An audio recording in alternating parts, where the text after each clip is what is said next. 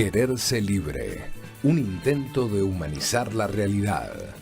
Quererse libre, con Lía Méndez, Fortunato Morrone y Pía Argimón.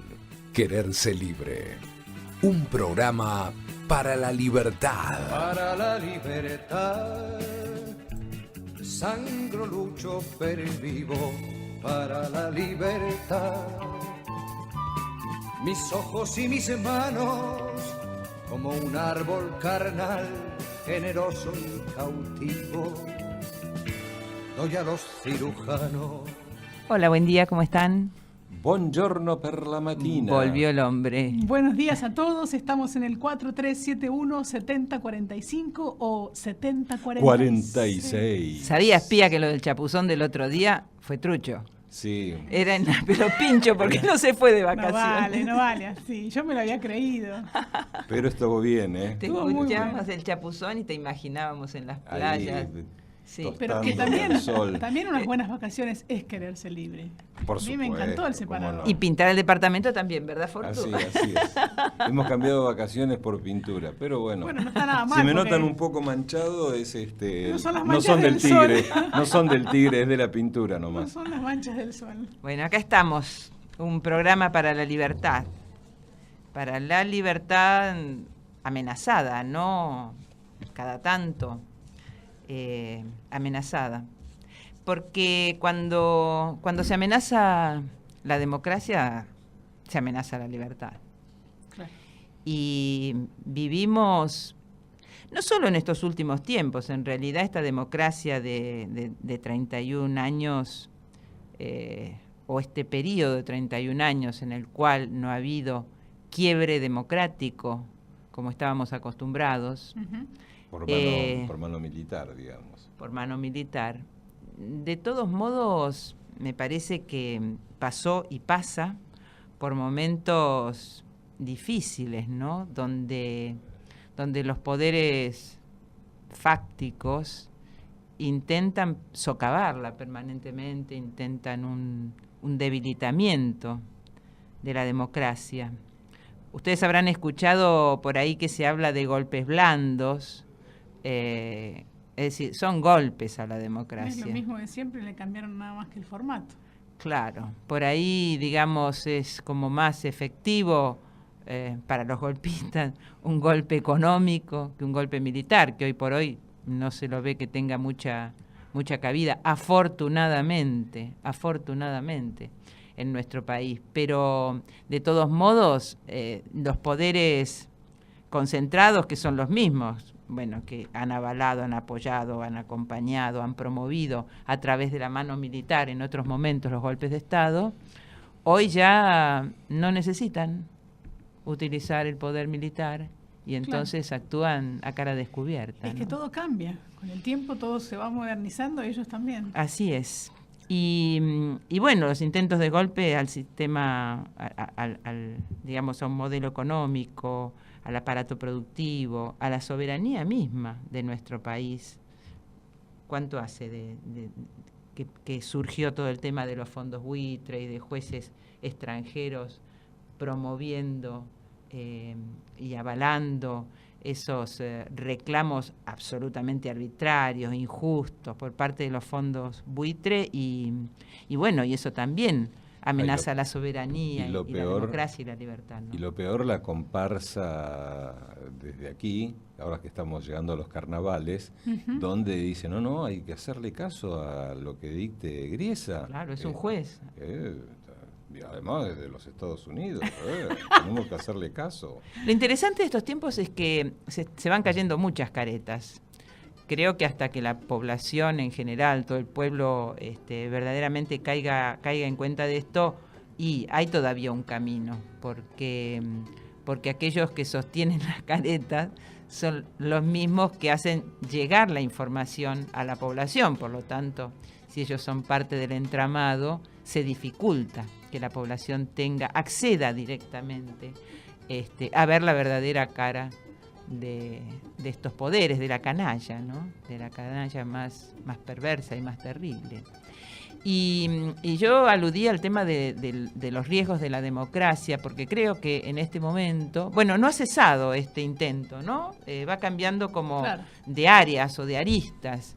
Entonces, como si con los fondos buitre no hubiera alcanzado, con toda la sacudida que hemos tenido durante el año pasado, bueno, arrancamos este año con este hecho tremendo de la muerte de este fiscal Nisman. Bueno, arrancamos con la denuncia, después con la muerte, pero primero la denuncia. Arrancamos con la denuncia, y si vos te acordás, nosotros el viernes anterior a que se produjera la muerte de Nisman, yo había anunciado que quería hablar, que el tema que me había propuesto traer a este programa era el del avance Sí, me acuerdo. del Poder Judicial por sobre los otros dos poderes. Y bueno, a la semana siguiente, con todo este tremendo revuelo, decidí postergarlo, pero es un tema que hay que tratarlo, que hay que tomarlo, que hay que ponerlo sobre la mesa, porque indudablemente esa denuncia era y es claramente una operación político, mediática, jurídica, brutal. Es decir, el poder judicial, un poder cuestionado, muy cuestionado. El poder de los medios de difusión asociado, un poder muy cuestionado también, el de los medios. Y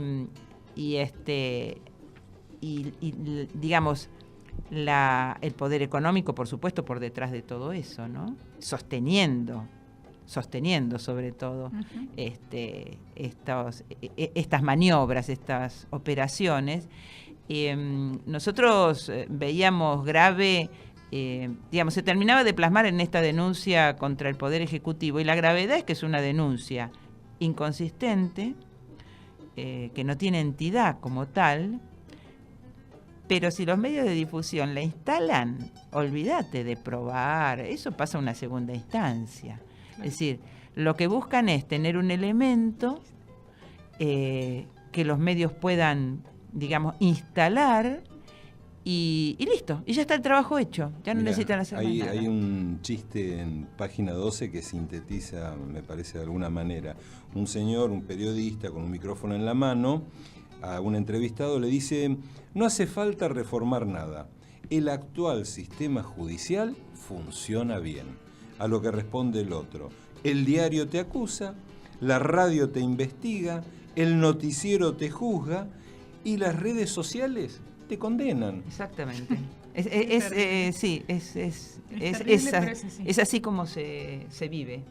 Lo que pasa es que sería importante, digamos, que la población intente por lo menos formar su propia opinión. Eso para esto y para todo, ¿no? Claro. Que no repita.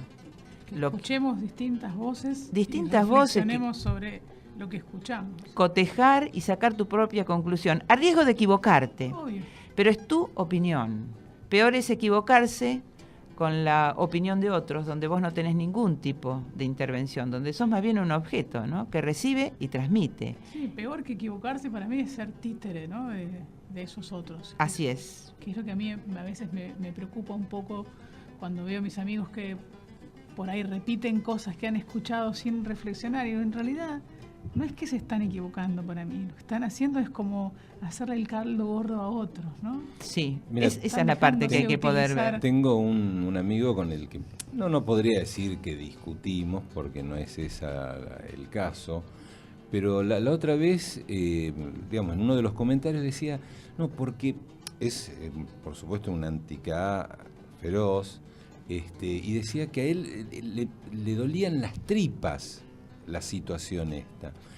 Y ahí caí en cuenta de cómo, digamos, los medios, porque además Te que yo un ferviente lector de Clarín, pegan justamente en ese punto, en las tripas, Claro. ¿no? Uno habla de entripado, se entiende de lo que estamos diciendo, y es muy difícil, digamos, que en esa situación uno pueda razonar, dialogar, intercambiar. Entonces, por un lado te reclaman, ¿no?, que hay que hablar, diálogo. Diálogo. Sí, y por sí. otro lado, cuando querés abrir la posibilidad del diálogo y del intercambio, no te la dan. Bueno, pero transmiten exactamente ese formato que es el mismo que tienen al interior de esos medios. Porque también, ¿te acordás? Queremos preguntar y en realidad no quieren preguntar. Digamos, es tan patético además eso, ¿no? Pero lo que pasa es que el poder de fuego que tienen los grandes medios de difusión es tan grande y la gente en general está tan adormecida por todo, por lo que vive, por la aceleración en la que vive, por la anestesia en la que vivo. Realmente Total. es doloroso vivir en un mundo así. Uno va como anestesiándose Así un es. poco para que duela menos, ¿no? Así es. Y vos sabés que yo lo que veía es que todos esos intentos de debilitamiento de la democracia parten siempre de poderes que están en la estructura, viven dentro de la estructura democrática, pero que son poderes no democráticos, ¿no? Uh-huh. Una de las estructuras, de poder fuerte son los monopolios. Y los monopolios son estructuras antidemocráticas que conviven, se desarrollan y se fortalecen dentro de un sistema democrático. Es como decirte, es lo que le pone el tinte de formalidad a una democracia. Pero también los sindicatos. El poder sindical es un poder no democrático. Y el poder judicial es un poder no democrático. En términos de el modo en que se accede a las estructuras del poder judicial. Es el único de los tres poderes que no es elegido por voto popular. Uh-huh. Y definitivamente habrá que poner sobre la mesa esa discusión. Es necesario humanizar la justicia. Creo que hoy no hay nadie que asevere que la justicia está humanizada, ¿no? Todo el mundo lo que registra es que hay una gran deshumanización de la justicia, que es la que debe hacer el Poder Judicial. Está para eso, para hacer justicia, esa es su función. Pero ¿cómo va a ser justicia? Si es un poder cuya estructura, digamos, como se arma la estructura del Poder Judicial, no es por una vía propia de la democracia, como es la acción del pueblo, del verdadero soberano en su elección. Entonces hay que promover, y eso es lo que digo que hay que poner sobre la mesa como un tema prioritario, hay que promover elección directa, elección popular, por voto popular, de jueces y fiscales. De jueces y fiscales. Hoy tienen todo trabado, el Poder Judicial traba todo. No solo avanza sobre el Poder Ejecutivo, esta denuncia de Nisman, porque tampoco la muerte convierte a bueno de un día para otro, convierte en bueno a quien no lo era, digamos, ¿no? Uh-huh. Entonces, claramente lo de Nisman era una operación política a través de un instrumento judicial. Era una operación política que no era una cosa solo de él, digamos, él era parte de una operación para debilitar al gobierno y debilitar la democracia.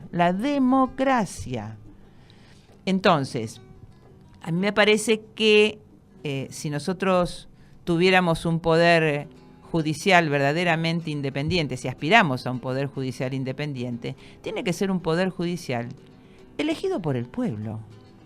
Y uno de los argumentos más fuertes, digamos, que tiene la corporación judicial para que esto no avance, es el hecho de que, si fueran elegidos por el pueblo, van a tener que asumir alguna posición política por alguno de los partidos que existen, de los partidos políticos que existen en el país. ¿Y saben qué?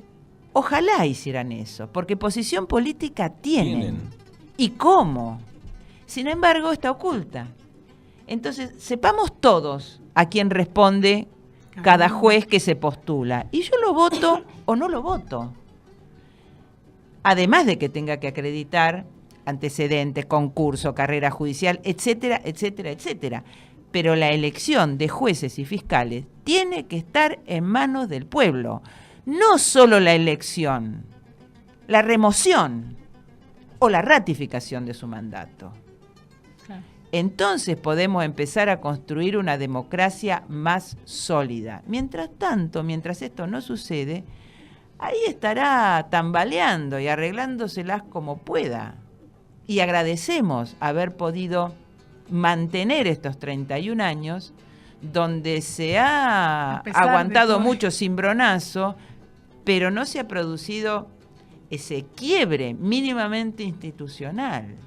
Entonces me parece que esto ha sido un feroz intento por hacer ese quiebre y me parece que la población en todo caso tiene que movilizarse para defender eso, movilizarse para defender la democracia. Recordemos los tiempos en que no había democracia, no perdamos la memoria, recordemos esos tiempos en que no había democracia porque estaban los milicos o que había una formal, absolutamente formal democracia como la que produjo el estallido del 2001. No está tan lejos. Sí está lejos en la memoria, gracias a que hemos transitado un camino absolutamente diferente. Absolutamente diferente. Entonces eso hace que cuando estás mejor, cuando has dejado eso atrás, ¿no?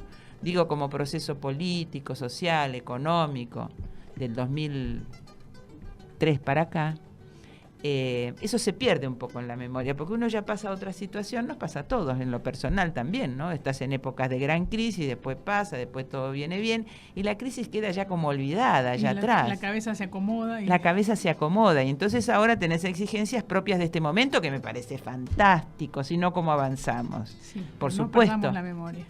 Pero no perdamos la memoria. Y no perdamos la memoria de lo que sucedió y de los actores y ejecutores también de ese momento que vivimos, porque están hoy presentes, son los mismos. Entonces, hay que aprender a ver. Tengo muchas preguntas para hacerte respecto a este tema. A ver. Es difícil. ¿Quieren Sí. que escuchemos una cancioncita y seguimos como profundizando? Usted manda, por favor. No. Dale, pregunto, sí. ¿Sí? Un poco de oxígeno. Buen día, Lucho.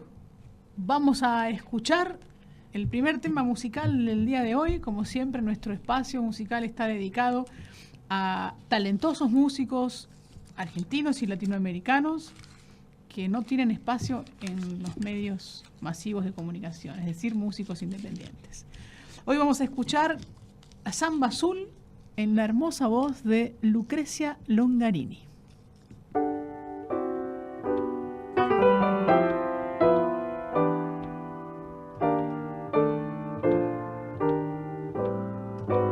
Como un limpio amanecer,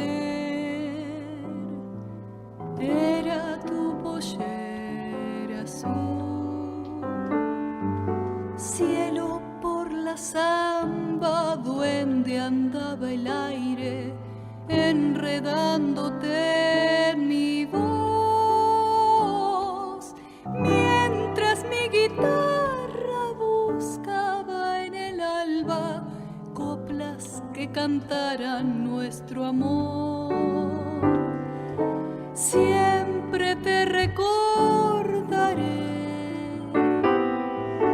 junto a tu paisaje azul, sombra que no olvido, silueta del río, vestida de trigo y luz.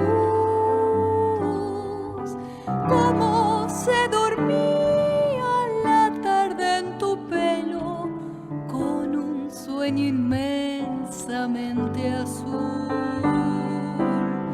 La noche te vio bailar, azul en los ojos del rocío. ¿A dónde iría el viento? Que tu voz quedó conmigo. Luna, copla, río, aroma, valle azul de samba, dulce región de mi soledad.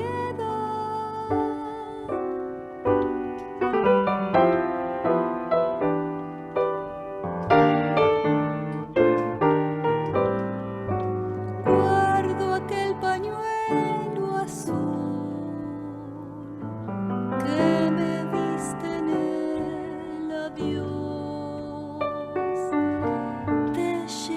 pasó la tarde rumbo a su misterio, cuando agonizaba el sol, pero te quedas ya quieta en el silencio donde duerme el viento de tu voz. Dicen que el olvido es cruel, que no vuelve del adiós, pero mi guitarra suena samba tuya cuando por las noches voy dejándole grillos que canten tu nombre en la oscura voz del diapasón. La noche te vio bailar, azul en los ojos del rocío. ¿A dónde iría el viento que tu voz quedó conmigo? Luna, copla, río, aroma, valle azul de samba, dulce región de mi soledad,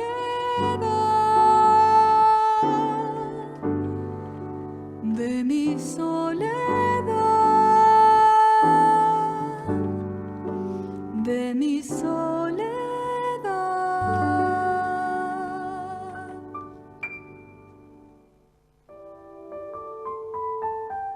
Quererse libre, una sinfonía que hay que saber escuchar.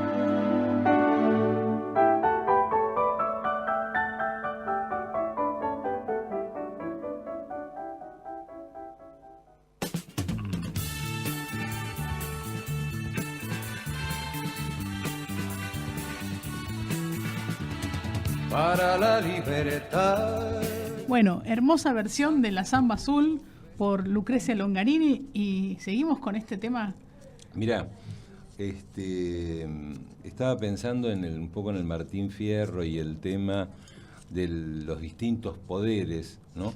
Pero el viejo Vizcacha, que era sabio, ¿no? le aconsejaba de la siguiente manera. No le decía, por ejemplo, hacete amigo de los legisladores, hacete amigo del poder ejecutivo del intendente. Mirá lo que decía. Dice, el primer cuidado del hombre es defender el pellejo. Llévate de mi consejo, fíjate bien en lo que hablo. El diablo sabe por diablo, pero más sabe por viejo. Hacete amigo del juez. No le des de qué quejarse. Y cuando quiera enojarse, vos te debés encoger.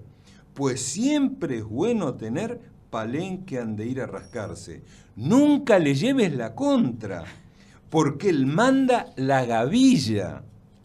Allí sentado en su silla, ningún güey le sale bravo. A uno le da con el clavo y al otro con la catramilla. ¡Qué maestro! Un sabio. Un sabio. Imagínate, absoluto. ya en aquella época la tenían muy clara. Absolutamente. Yo quería preguntarte, viste que hubo propuestas hubo intentos para democratizar el sistema judicial. El año pasado yo me acuerdo que hubo un... Sí, hubo proyectos concretos del Poder Ejecutivo. Uh-huh. Que quedaron... Uno incluso incluía yo en su momento escribí una nota de opinión porque uno de ellos incluía la elección directa de los consejeros para el Consejo de la Magistratura y bueno, por supuesto que en realidad el intento de democratización no fue un intento. Sí. La corporación judicial es muy poderosa. Pero no tenían mayoría, no se había votado por... ¿Cómo puede ser? Y bueno, no. Una cautelar... Porque en realidad el Poder Judicial, ya sacándose la careta, lo que viene intentando es gobernar, por eso además es más grave el único poder no democrático, porque intenta gobernar. A ver, el Poder Ejecutivo manda al Poder Legislativo proyectos de ley, el Poder Legislativo los trata y los aprueba, proyectos de ley además, como el de la ley de servicios audiovisuales, la ley de medios, que tenían pero una amplísima mayoría, fueron aprobadas por amplísima mayoría de las cámaras, y sin embargo con una medida cautelar, uno o varios jueces la frenan y no se aplica. Entonces, no me digas que no es un intento de, primero es un avance brutal sobre los otros dos poderes, justo el poder que no es elegido por el pueblo. Claro. Justo el poder que no es elegido por el pueblo. Es decir, es una corporación muy sólidamente instalada, de años, con privilegios, fíjate que los jueces no pagan impuesto a las ganancias, no porque la ley lo diga, sino porque lo dice una resolución de ellos, una acordada. Entonces, digamos, son los dueños de una arbitrariedad y de una impunidad total, y no hay con qué ir contra ellos. Y todo el que intenta avanzar, avanza contra la independencia de poderes. Entonces, es toda una gran hipocresía. Por eso digo, se les viene cayendo la careta. Y el caso de Nisman, que yo escuchaba ayer a la ex mujer, que es una jueza, no es una modelo que no sabe de qué se habla, es una jueza, conoce el paño, conoce el ambiente, conoce derecho en el campo, digamos, de lo penal, y bueno, y pedía, digamos, que no se haga una utilización política de esto. Yo entiendo lo que ella quiere decir, pero en primer lugar, digamos, que la jueza haya ido y haya dicho lo que creo que no imaginaba el resto, por las caras que ponían, pero que haya ido a esa convocatoria que era de toda la más fuerte oposición política al gobierno, creo que es un mensaje político, o sea, tiene una lectura política y ella tiene que saberlo. Pero Lía, si él se muere por una cuestión política. En realidad es muy difícil escindirlo de un análisis de implicancia política, porque, digamos, lo que precede la muerte de él es una operación política de la que él es parte, Entonces me parecería, te digo, saludable, porque han circulado también mensajes por WhatsApp, digamos, que la exmujer le enviaba a él con motivo de ese viaje, que estaban disfrutando, etcétera, donde ella le dice, le recrimina de algún modo las prioridades de él respecto de ese viaje familiar, y le dice que a él lo que le gusta es la puja de poder, que está en eso, y aparecer en los medios, en TV y en la tapa de las revistas. Entonces, ¿cómo decirte? No es que ella le enrostra que él, por hacer justicia, se ocupa de eso y no se ocupa de la familia. Le habla de la puja de poder, y la puja de poder es política. El poder es político. No es una puja para hacer justicia, es una puja de poder político, porque habla concretamente de eso. Entonces, creo que a su vez, claramente la muerte de él está ligada a esa denuncia que él hizo. Hay todo un entramado que uno de afuera, uno tiene la información de los medios, digamos, por lo menos yo no tengo ninguna llegada como para poder tener otra información, pero con la que circula, la que más o menos coincide en todos los medios, o la que dan directamente las fuentes, qué sé yo, sale una fiscal y dice cosas, bueno, entonces yo tomo lo que dice la fiscal, dice que tiene una prueba tal o un perito, y yo tomo eso. Pero a después, veces se equivoca también. A veces se equivoca pero también. Eso pasa en cualquier investigación, que vas descubriendo cosas, venís. Por eso me parece raro que esté tan mediatizado, porque se hace toda una laraca alrededor de cuando vos te pones a investigar un tema, sea lo que sea, no digo que sea una cosa legal, y te metés, venís, encontrás un tipo que dice una cosa, después, es decir, hay como un proceso, un desarrollo. A mí me parece que Arroyo Salgado, de algún modo, cubre al Poder Judicial, ¿no? Respalda al Poder Judicial, no se mete ahí, porque el otro pedido que le hace a los medios de que no difundan información que le llega antes a los medios que a ella, en realidad le llega a los medios por el Poder Judicial. ¿O por quién le llega a los medios? El pedido no se lo tiene que hacer a los medios, digamos, los medios aparte, porque digamos, la actitud y el comportamiento que deja mucho que desear, pero ¿quién le da la información a los medios? Sale del Poder Judicial esa información, entonces le tiene que decir al Poder Judicial, claro, que no difunda información de la causa que no le ha llegado primero a las partes. Entonces, bueno, ahí hay una intención política bien clara del Poder Judicial, que deja filtrar determinadas noticias para que impacten de una determinada manera, que es política. Porque ese es el entramado y cómo está orquestada la cosa. O sea, termina siendo un solo poder, ¿no? En la época de Menem esto no era así, ¿verdad? Eso se manejaba de otra forma. Y bueno, porque Menem era un gran corrupto, entonces, digamos, o sea, Menem era un gran corrupto.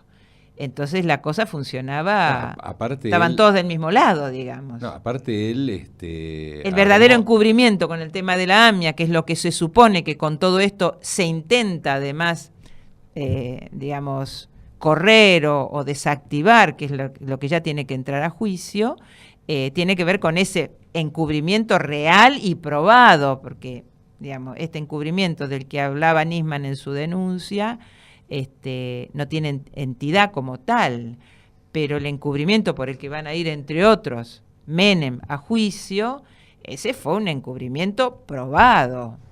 Entonces, justamente, como todos eran parte del asunto, a Menem, bueno, a Menem nadie lo denunciaba.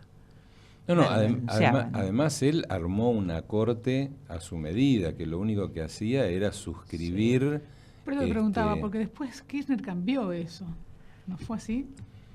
Sí, lo que Kirchner abre, digamos, porque yo, una de las cosas que le reconozco al gobierno de Kirchner y después de Cristina Kirchner, es el hecho de que hicieron importantes esfuerzos por avanzar de una democracia absolutamente formal hacia una democracia más real. No digo que tengamos una democracia 100% real, todavía, bueno, a las pruebas me remito, ¿verdad? Falta mucho, pero la apertura a la participación, a mayor participación o a una participación popular, participación para opinar, en la toma de decisiones, en el diseño incluso de políticas públicas, una participación real y genuina, como fue la de medios, por ejemplo. Y sí, Kirchner abre, cuando lo designa Zaffaroni, claro, él pone la propuesta a consideración de la población, digamos, ¿no? Para que pueda opinar, cuestionar, y esa es una apertura muy interesante. Marca un cambio de dirección, un cambio de óptica, un cambio de lineamiento político, ¿no? Y bueno, y todo eso ha sido absolutamente resistido por el poder más recalcitrante, el poder concentrado, que ninguna duda hay de que es el poder mediático, el poder económico, y cuentan con el poder judicial, porque mucha cosa para que se concrete necesariamente tiene que contar con la anuencia del poder, con la acción concreta del poder judicial, ¿no? Entonces, si queremos avanzar en términos de justicia, el Poder Judicial hoy no representa la justicia. Es el encargado de aplicar la ley y hacer justicia, pero hoy no representa la justicia. Y entonces, a mí hay cosas que son sumamente delicadas de expresar. A mí me parece bien que todo el mundo se exprese, se movilice. Ojalá la población se movilizara todo el tiempo para defender causas que tienen que ver con sus intereses, que termina pagando los platos rotos el pueblo después. Ojalá se movilizaran. Pero esta convocatoria a la marcha del 18, que está promovida por fiscales cuestionados además, te diría que por lo peorcito del Poder Judicial y por lo peor de la oposición. También hay, digamos, en la oposición hay distintos partidos políticos, hay distintas posiciones, hay gente respetable, pero lo más recalcitrante de la oposición política. A mí me da un poco de vergüencita esa marcha. Es lo que lleva adelante esa marcha vergonzosa, vergonzosa. A mí, el silencio porque no tienen nada que decir.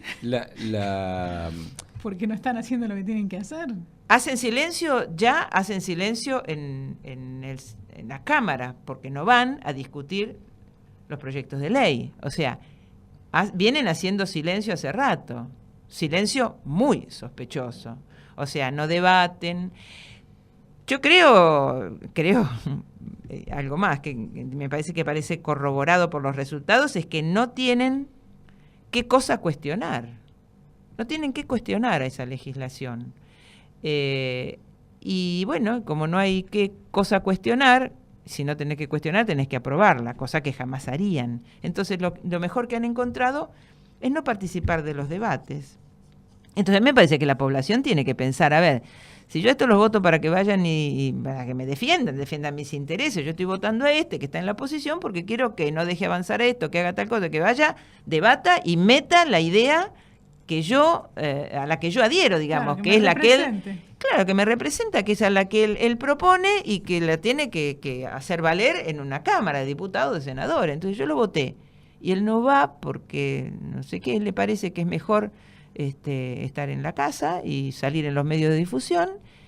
Y entonces a mí la verdad, en la próxima elección, si algo tengo claro, no sé a quién voy a votar, en el caso, digo, yo sí sé a quién voy a votar, no sabrá quién va a votar, pero lo que tiene que tener claro que a ese no lo vuelve a votar. Claro. No lo vuelve a votar. La utilización, pero que han hecho en los primeros días de presentándose como querellantes, es repugnante lo que hizo, claro, candidatos a presidente como Massa, siendo que no, claro, porque eso es todo, ¿cómo decirte? Hay una subestimación muy grande de la población, eso es lo que a mí me repugna.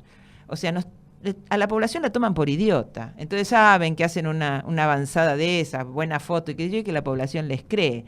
Entonces es una subestimación muy grande de la población, y la verdad hay que rebelarse ante esa subestimación, porque Massa no es nadie para ir y presentarse y ser parte querellante en la muerte de Nisman. En todo caso son las hijas, en todo caso la madre, en todo caso la familia, pero no el candidato a presidente. Sí. Pero bueno, fogonea con eso, los medios le dan aire. Entonces yo como ciudadana lo que tengo que decir, mira, ese me usa, me subestima, me toma por idiota. Bueno, ese, por lo menos mi voto, no lo va a tener seguro. Les hago una consulta. ¿Vieron ese libro de ese periodista alemán que se llama Periodistas Comprados? Mira, leí algo de este señor alemán. Va a dar que hablar eso, ¿eh? Sí, va a dar que hablar y va a poner en jaque, porque es desde adentro. Eso es lo interesante. Claro. ¿No? Hace un tiempo había visto una publicación de un publicista donde él planteaba, digamos, de qué manera manipulan a la población para llevarlos a comprar. Y en un momento puse, bueno, ojalá que salga algún periodista y haga también el mismo comentario. Claro, porque dicho desde aquel que está perjudicado, digamos, por la mentira de los medios, a la población le puede quedar siempre la duda. Con el poder de fuego que tienen los medios, le puede quedar la duda. Claro, ¿qué va a hacer? Él dice que es mentira porque quedó en evidencia, porque los medios lo muestran, sí.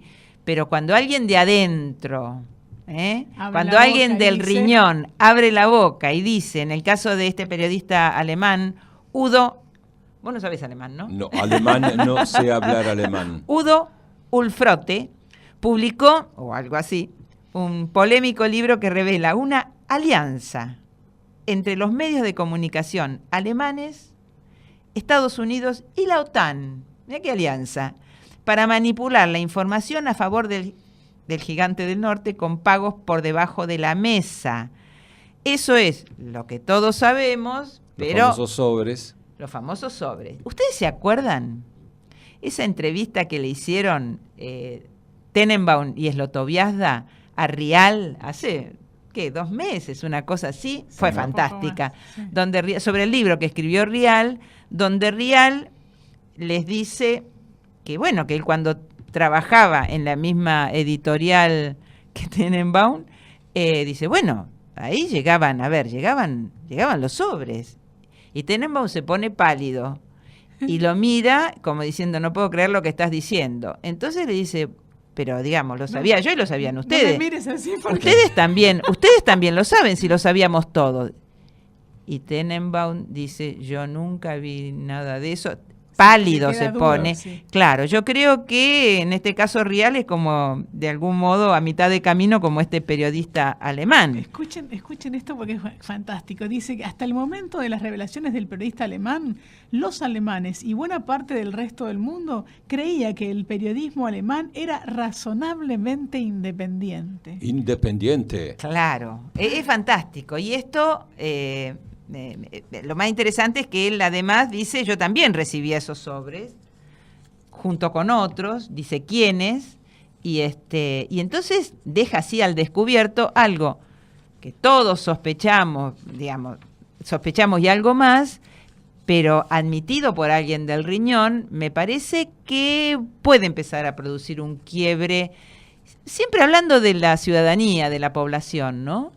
Que por lo menos empiece a poner en duda la opinión y la intención y la dirección, digamos, que imprimen a sus opiniones y a las noticias, los medios de difusión, los periodistas, los opinadores. En este caso, este periodista alemán se refería a cómo les hicieron instalar la versión, ¿se acuerdan del avión malayo que cayó al mar, que no se sabía dónde, que nunca apareció nada, se perdió, nunca se supo nada?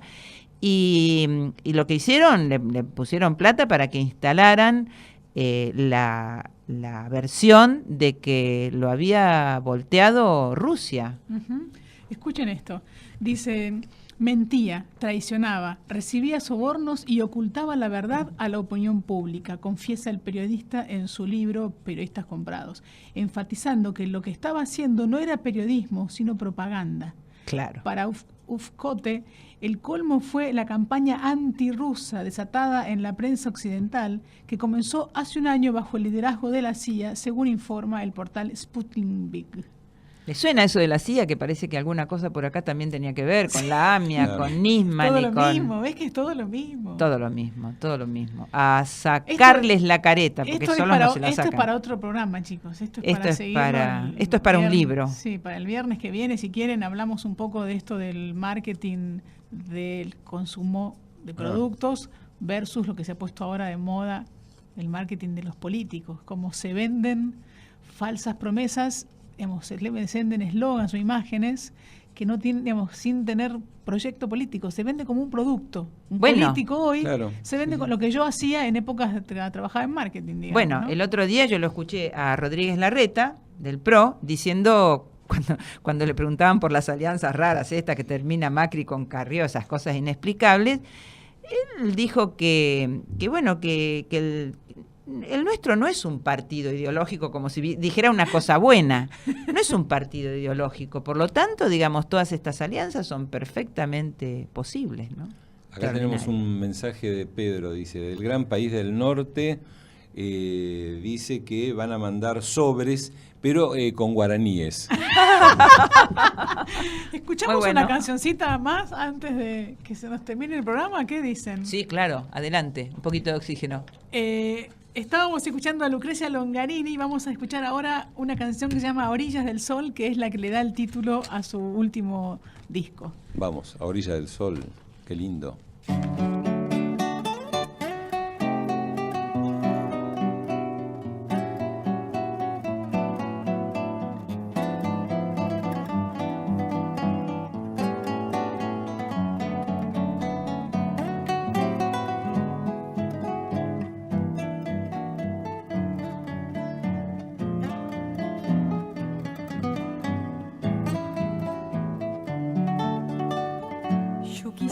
En mi pueblo quedarme un día cuando me haya alcanzado la mitad de mi vida y dormirme hasta la inmensidad de un sueño largo y encontrar tu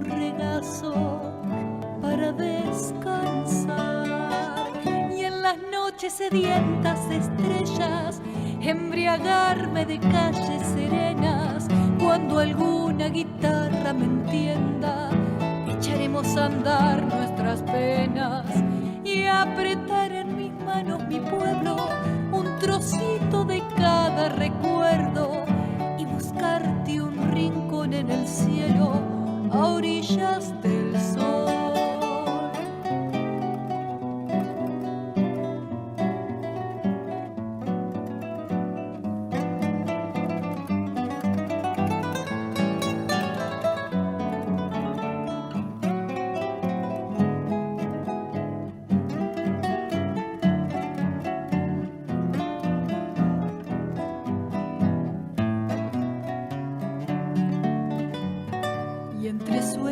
Quisiera abrazar mi tiempo lejos y soñarme los patios de aquel colegio, para estar en el amanecer de los recuerdos, pueblo lleno de cantos, de esperanza y de paz, y en las noches sedientas de estrellas embriagarme de calles serenas, cuando alguna guitarra me entienda, echaremos a andar nuestras penas y apretar en mis manos mi pueblo, un trocito de cada recuerdo, y buscarte un rincón en el cielo a orillas del sol.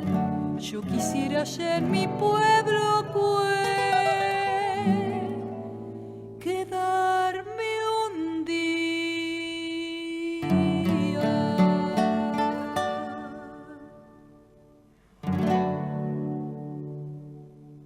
Yo también, y mucho más. Y estamos re bien. Me gustaría que nos vayamos a vivir juntos. ¿No estás cansada de seguir con los problemas de tus viejos? Vámonos lejos. Mira, mientras estemos juntos, no necesitamos nada más. No toda promesa es verdadera. ¿Cansada de seguir con los problemas de tus viejos? Vámonos lejos. Las redes de explotación sexual captan a través del engaño.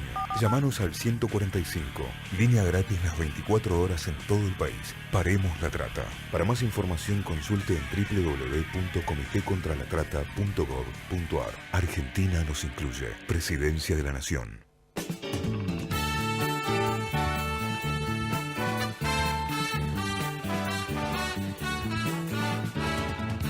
Lucrecia Longarini haciendo A orillas del sol. Que dé alguna muy buena noticia. Hoy la única, la mejor, la number one de todas las noticias.